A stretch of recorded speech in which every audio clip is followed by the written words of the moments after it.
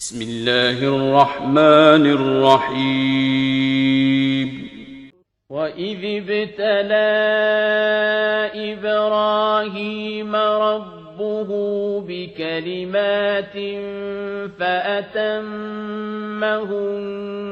قال إني جاعلك للناس إماما قال ومن ذريتي قال لا ينال عهد الظالمين. أعوذ بالله السميع العليم من الشيطان الرجيم. بسم الله الرحمن الرحيم. الحمد لله رب العالمين وبه نستعين وصلى الله على محمد وأطهاره الطاهرين وعلى الله عليهم أجمعين من الآن إلى قيام يوم الدين آمين رب العالمين. قال الله العظيم في محكم الكتاب وأصدق الصادقين بعد أعوذ بالله السميع العليم من الشيطان الرجيم. بسم الله الرحمن الرحيم. وإذ ابتلى إبراهيم ربه بكلمات فأتمهن قال إني جاعلك للناس إماما قالوا ومن ذريته قال لا ينال عهد الظالمين. صدق الله العلي العظيم. Allah subhanahu wa ta'ala nous dit dans la sourate Al-Baqarah, verset 124, je vais lire comme le tafsir que j'utilise, donc il y a des paraphrases. Je vais lire comme cela le verset en français. Souviens-toi lorsqu'Allah soumit Ibrahim alayhi salam aux épreuves par des divers moyens et qu'il réussit à les passer. Allah lui dit, j'ai fait de toi un imam et un guide pour les gens. Ibrahim alayhi salam dit, et ma descendance aussi, donc feront également en sorte qu'il y ait des imams dans ma descendance. Allah lui répondit, les injustes ne sont pas concernés par mon engagement. Seuls ceux parmi tes enfants qui seront purs et infaillibles mériteront d'avoir un tel poste. La suite du tafsir, et c'est peut-être la première fois que le Mufassir a développé autant. Bon, là, il est sur un verset fondamental, c'est vrai, qui concerne l'imama. Et il a bien détaillé, et son commentaire est valable, avec un certain niveau, même s'il y aurait éventuellement peut-être des problématiques si on veut aller dans le niveau plus profond. D'une manière extérieure et pour beaucoup de gens, son tafsir est bon. Et d'ailleurs, je vais pratiquement rien rajouter, sauf à un moment donné, je vais ramener quelque chose de chez Wahid Khorasani pour commenter ce verset. Sinon, je vais faire que vous lire. Et même les hadiths que j'ai pensé utiliser dans le Kafi, il les a utilisés. C'était un chapitre où il y avait 4 hadiths, c'est les deux, nommément les seuls hadiths qui concernaient le verset concerné, qui concernaient ce verset. C'était 2 hadiths et il va les citer. Donc j'ai pas grand chose à rajouter dans ce commentaire. Je commence, ça va être assez long. Et voilà. C'est assez long, il a beaucoup développé. Vous allez voir d'une manière assez bien, mashallah. Donc, commentaire, l'imama est une marque d'honneur pour Ibrahim alayhi salam. À partir de ces versets et de ceux qui suivront, on parlera d'Ibrahim alayhi salam, le grand messager d'Allah, le héros du monothéisme, la construction de la Kaaba et l'importance de ce site comme repère du monothéisme et du culte. Cette question sera abordée dans presque 18 versets. Ces versets poursuivent en réalité 3 objectifs. Premièrement, ils sont des préliminaires pour la modification de la Qibla, que nous aborderons après afin que les musulmans réalisent que la Kaaba fait partie des lieux du pèlerinage d'Ibrahim alayhi salam. Le prophète destructeur d'idoles. Fait partie des lieux de pèlerinage d'Ibrahim alayhi salam, le prophète destructeur d'idoles. Si les mécréants et les idolâtres ont transformé ce site en un sanctuaire pour des idoles, ils ne l'ont souillé que superficiellement, et cela ne touche pas la valeur et le statut de cet édifice. Par ailleurs, les Juifs et les chrétiens clamaient partout qu'ils sont les successeurs d'Ibrahim alayhi salam et de sa religion. Ces versets, conjointement avec plein d'autres versets qui parlent des Juifs, dévoilent qu'ils ne sont vraiment pas des suiveurs de la religion monothéiste d'Ibrahim alayhi salam. La troisième chose est que les idolâtres arabes prétendaient qu'un lien inséparable les unissait à Ibrahim alayhi salam. Alors il fallait leur faire comprendre que leur programme n'avait absolument rien à voir avec le programme de ce grand prophète destructeur d'idoles. Dans le verset que nous abordons, il est dit dans un premier temps, « Rappelez-vous lorsque Allah éprouva Ibrahim de différentes manières et il réussit à s'en sortir ?» Très bien, c'est une paraphrase du verset.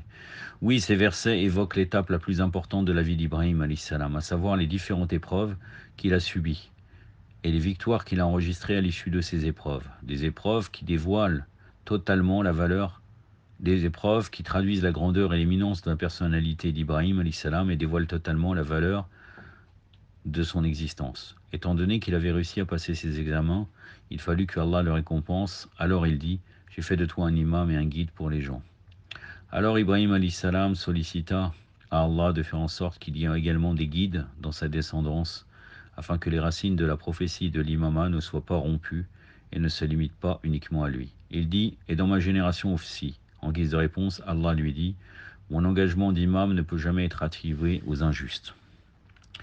Nous avons accepté ta demande, mais seuls ceux qui parmi tes enfants seront purs et infaillibles pourraient mériter ce poste. » Là, il a terminé de commenter le verset, mais après, c'est les notes qui sont très très importantes et vous allez voir qu'il va très bien les développer. Avant cela, je vais vous lire un extrait du livre Les fondements de la religion d'Ayatollah, comme c'est marqué, Ayatollah al-Uzma, Shirwaït Khorasani, qui a été réédité, parce qu'en fin de compte, qui a été réédité, et c'était Cheikh Mustafa Khaler qui avait apparemment participé à cette édition. En fait, le livre existait déjà, et d'ailleurs, ça va être très difficile de retrouver... je mettrai la couverture du livre comme je l'ai là, dans le montage vidéo, mais ça va être très difficile de le retrouver. C'est Institut Berceau du Savoir, traduction française, je doute, franchement, il est exactement similaire au livre que j'avais avant. Sauf que ce qui a été fait dans ce livre, c'est un travail de mise en page. C'est louable parce qu'il était très mal présenté, la première édition qui était aux éditions Ansarian. Donc, je vais vous donner l'édition, Institut Berceau du Savoir, 2018, groupe CCEE, les Tuileries, 49 rue Jeu du Ballon, 13 400 Aubagne, pour celui qui voudrait la voir. Je pense vraiment que ça va être difficile. Donc là, dans ce livre, à la page 98, Shirwaï Khorasani, Hafidallah, commente le verset. Qu'est-ce qu'il dit sur ce verset?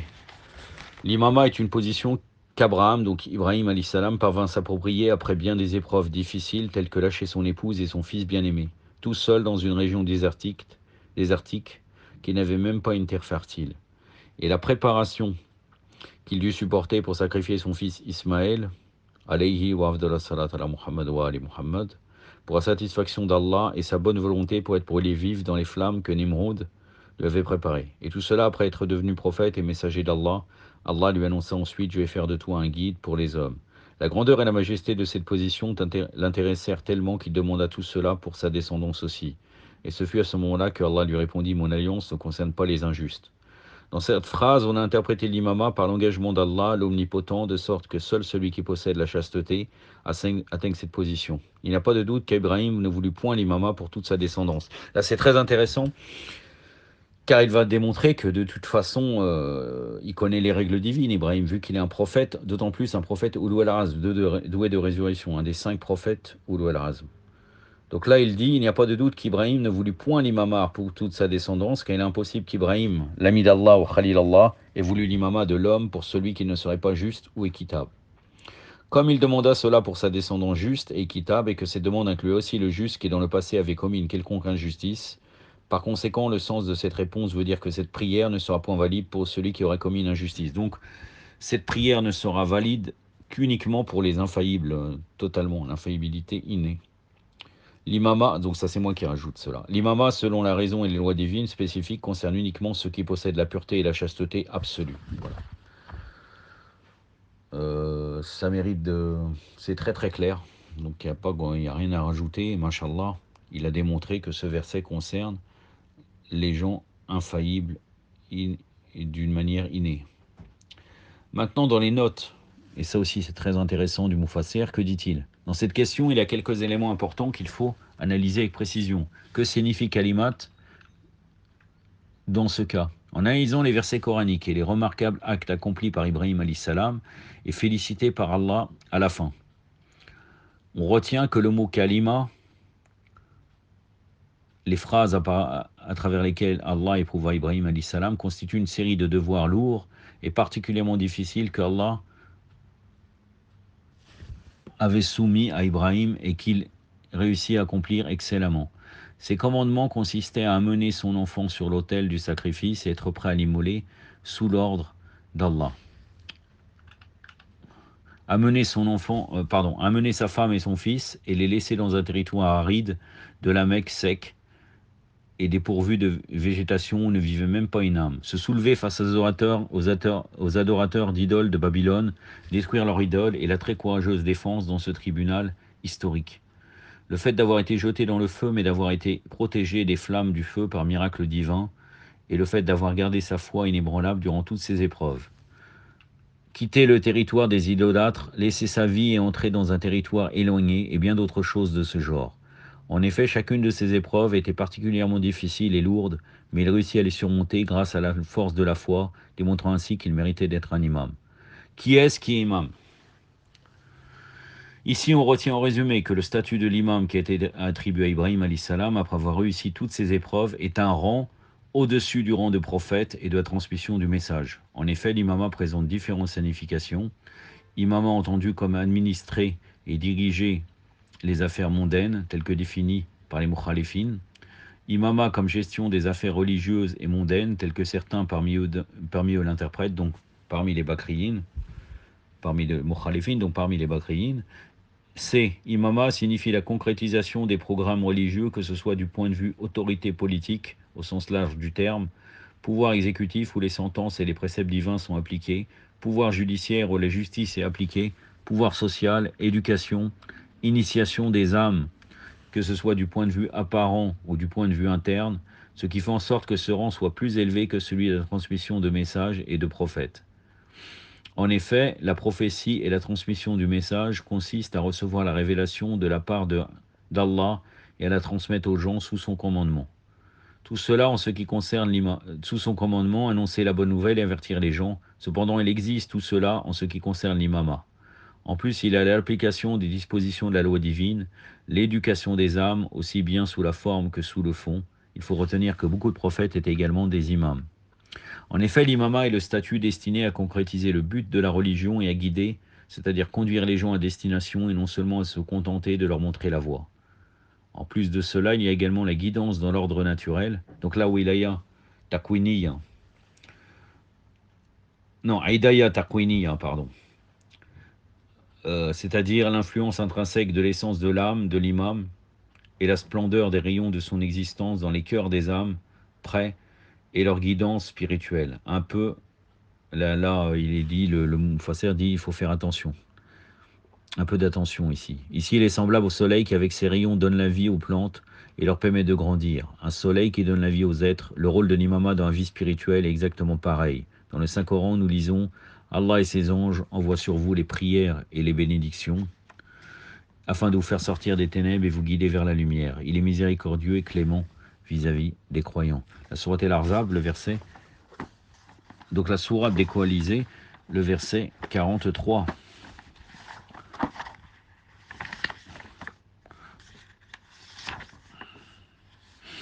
بعد أعوذ بالله السميع العليم من الشيطان الرجيم هو الذي يصلي عليكم وملائكته ليخرجكم من الظلمات إلى النور وكان بالمؤمنين رحيما صدق الله العلي العظيم. On retient parfaitement de ces versets que les miséricordes particulières et l'assistance divine des anges peuvent sortir les croyants des ténèbres vers la lumière. Ceci s'applique également sur l'imam, le pouvoir intrinsèque de l'imam et des grands prophètes, alayhum salam ajma'in, dont la plupart étaient également des imams, ainsi que leurs successeurs, a des répercussions profondes sur l'éducation des personnes prêtes. Cela contribue à les sortir des ténèbres, de l'ignorance et de l'égarement vers la lumière de la guidance. Il n'y a aucun doute que la signification de ce verset correspond avec la troisième définition, car à partir de plein d'autres versets coraniques, on a le sens de guidance à l'intérieur du terme imam. Nous avons par exemple dans le verset 24 de la sourate As-Sajda. Donc la sourate As-Sajda, c'est la sourate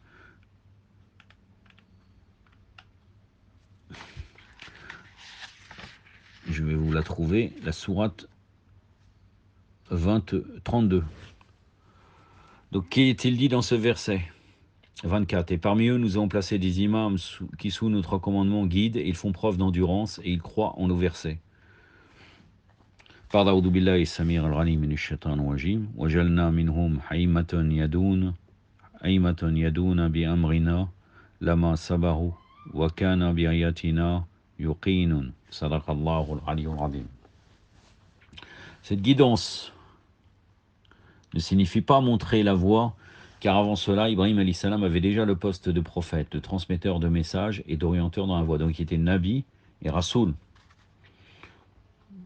On retient de ce qui ressort du Coran que l'étiquette d'imam qui a été collée sur Ibrahim alayhi salam après avoir réussi toutes les épreuves avec certitude, courage et endurance est différente de celle du prophète, qui constitue seulement à transmettre la bonne nouvelle et à mettre les gens en garde contre le châtiment. Donc la guidance qui se trouve dans la signification de l'imama n'est rien d'autre que mener les gens à destination, leur inculquer l'éducation religieuse, appliquer les programmes d'éducation dans des âmes préparées. Cette réalité ressort en résumé dans un hadith plein de sens de l'imam Sadiq alayhi salam. Allah a fait d'Ibrahim son serviteur, alayhi salam, son serviteur particulier, après avoir fait de lui son prophète. Allah a fait de lui son prophète avant d'avoir fait de lui son messager. Donc la prophète, ça veut dire Nabi. C'est important parce que parfois on peut confondre. Donc son messager, c'est-à-dire le Rasoul.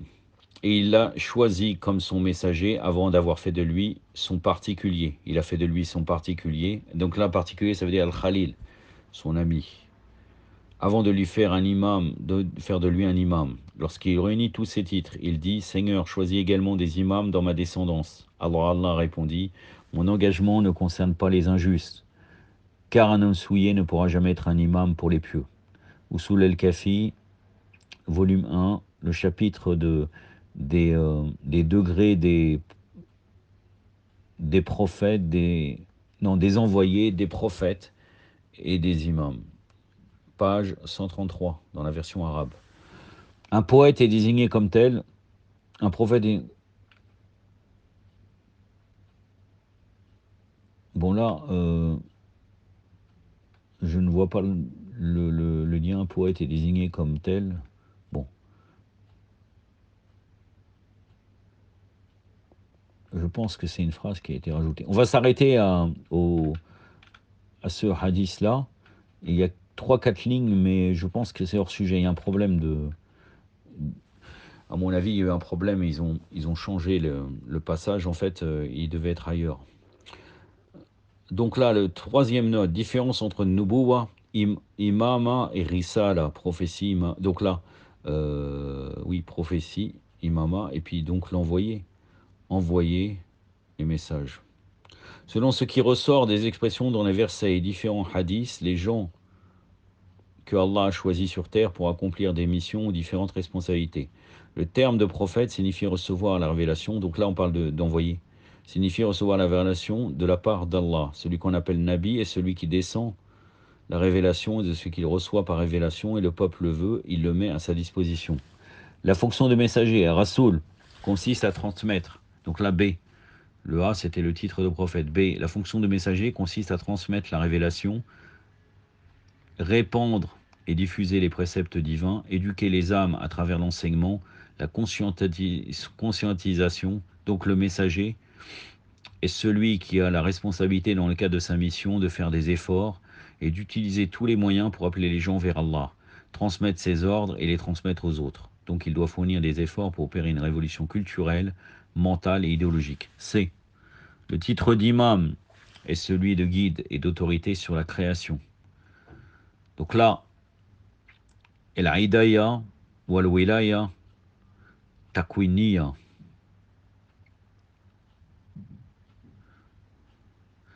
En réalité, l'imam est celui qui, avec l'instauration du gouvernement divin et l'acquisition des pouvoirs nécessaires, fournit des efforts dans le but de mettre en pratique les dispositions des lois divines.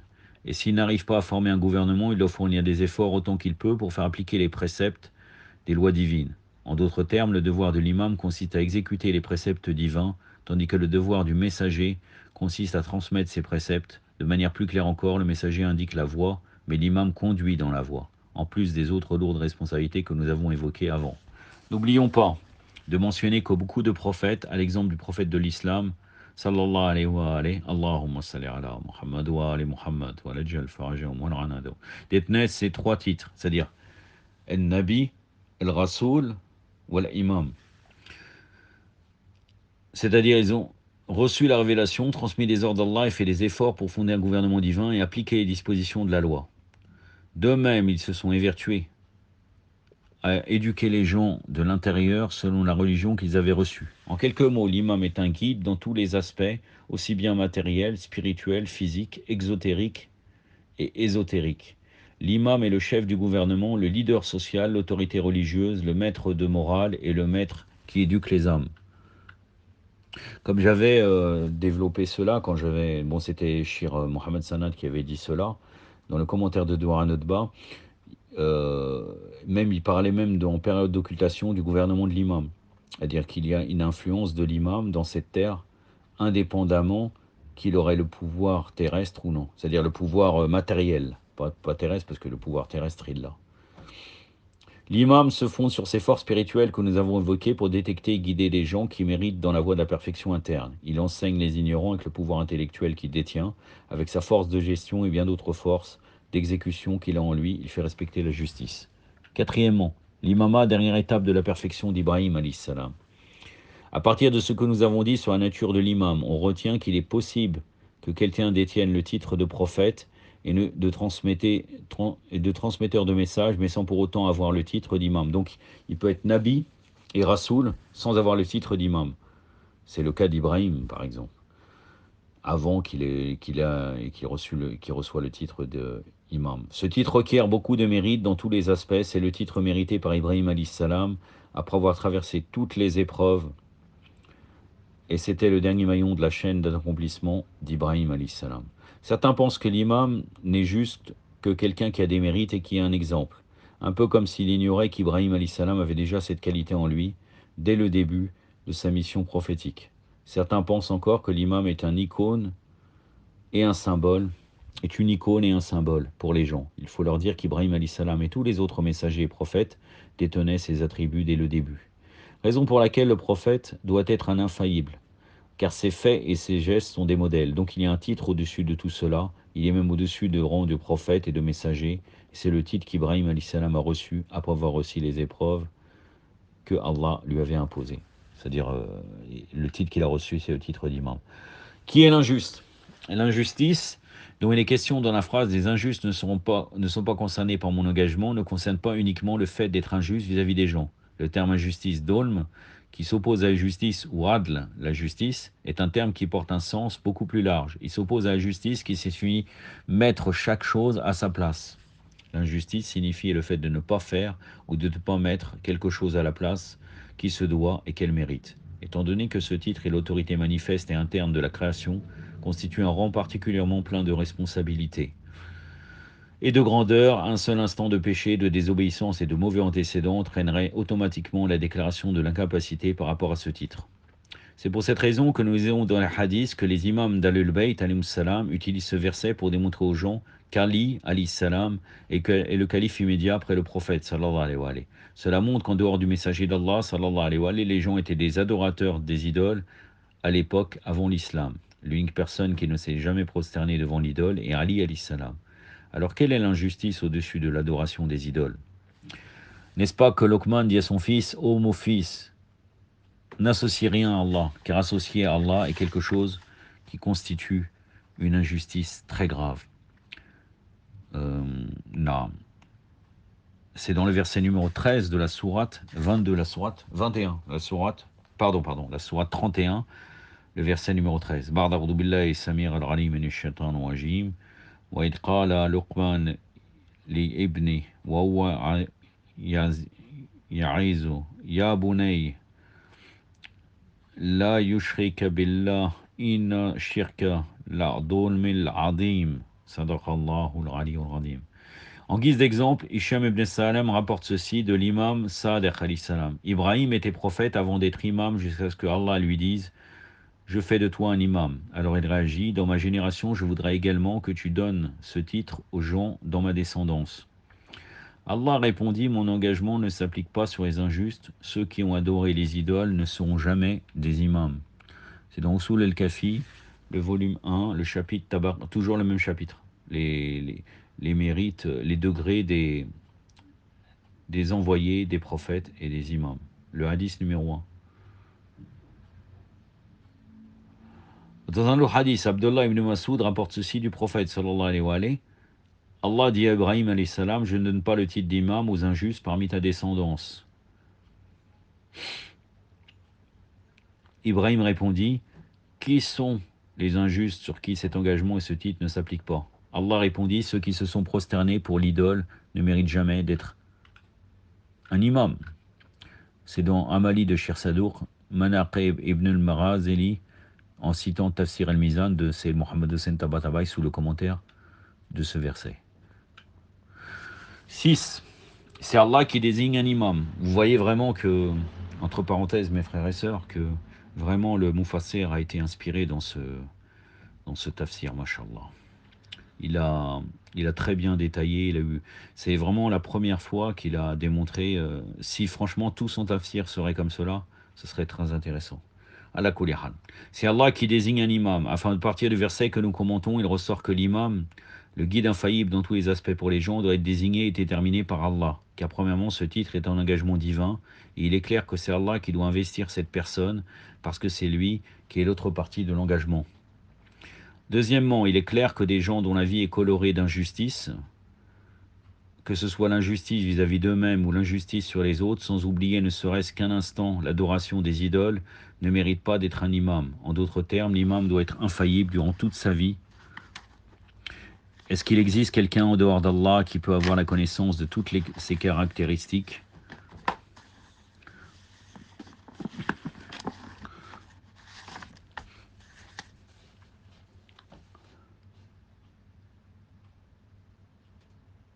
Allahumma salli ala Muhammad wa ali Muhammad.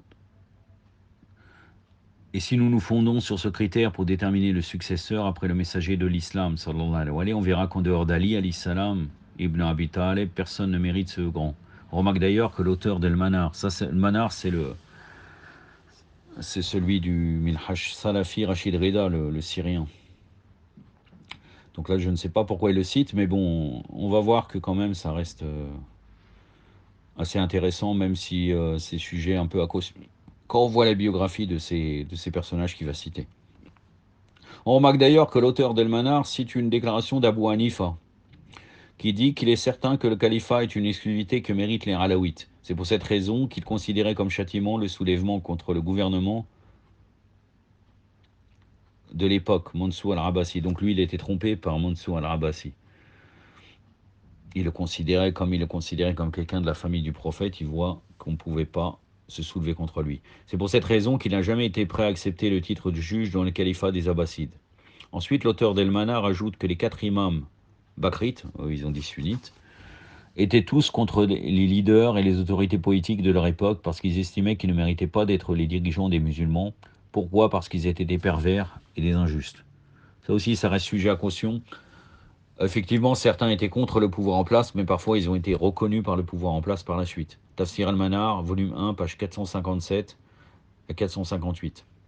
Mais il est franchement étonnant de constater à notre époque que certains savants bakrites légitiment et soutiennent des gouvernements injustes, tyranniques, dont les relations avec les ennemis jurés de l'islam, l'immoralité et l'injustice ne sont plus des secrets pour personne. Non seulement ces savants légitimes et valident ces gouvernements, ils s'emploient également à les renforcer, et pire encore, ils leur donnent les titres de Ulu al-Ram, c'est-à-dire ceux qui détiennent le commandement, et disent que la soumission à ces dirigeants pervers est une obligation religieuse et absolue. 7. Réponse à 2 questions. Selon ce que nous avons développé dans la signification de l'imam, il peut arriver que la question suivante vienne à l'esprit de certains. Si le rôle de l'imam constitue à mener les gens à destination, appliquer les programmes divins, cette signification ne s'applique pas sur beaucoup de prophètes, y compris le messager de l'islam, sallallahu alayhi wa sallam, et des imams infaillibles, alayhimus salam, qui n'ont pas réussi à concrétiser ce but dans sa dimension générale. En effet, il y a toujours eu des gens très souillés, égarés face à eux. En guise de réponse, cette affirmation ne veut pas dire que l'imam doit tirer les gens vers la vérité par contrainte, mais les gens peuvent se fonder sur la liberté, le mérite et la disposition pour être guidés à partir de l'influence apparente et intrinsèque de l'imam en ce qui concerne la guidance. C'est exactement la même chose lorsque nous disons que le soleil a été créé pour favoriser l'accroissement des êtres vivants. En effet, en même temps que le Coran dit que la pluie sert à redonner vie à la terre morte, il est certain que cette influence est d'ordre général, mais cela n'a aucun effet sur les êtres qui ne sont pas prêts à accepter l'effet de cette pluie pour vivre et grandir. B. L'autre question est que le commentaire ci-dessus implique que chaque imam soit d'abord prophète et messager.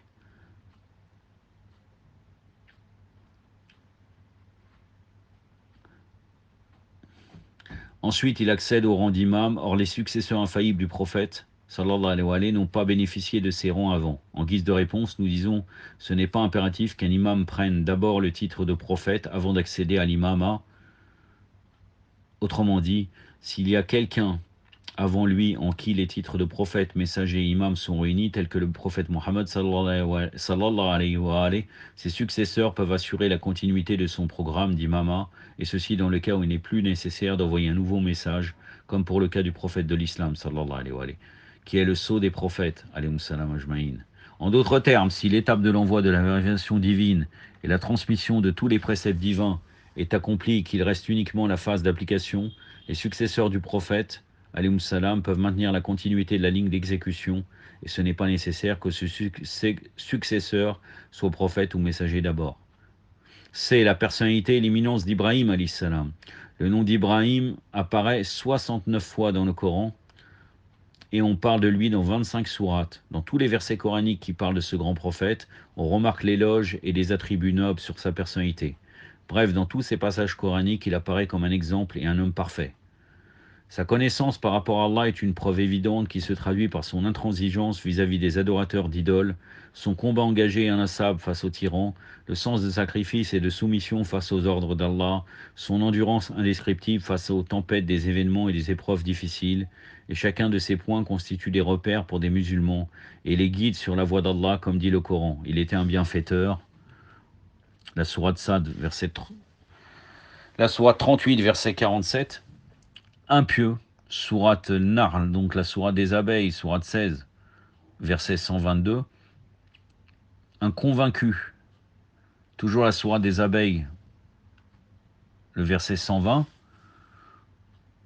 Un véridique, sourate Mariam, sourate 19, verset 41. Un endurant, sourate Tauba, donc la sourate du repentir, ou appelée aussi sourate al-Bara, la sourate du désaveu, donc la sourate numéro 9, verset 114. Et celui qui respectait ses engagements, son courage, sa bravoure et sa générosité sont extraordinaires. J'en ai terminé avec cela. Inch'Allah, la prochaine fois, je pense que ça sera aussi assez conséquent puisque nous serons uniquement dans le commentaire du verset 125. Aktafi badal qadr wa sallallahu alaihi wa sallam Muhammadin wa atrati wa tahirin. Wassalamu alaikum wa rahmatullah.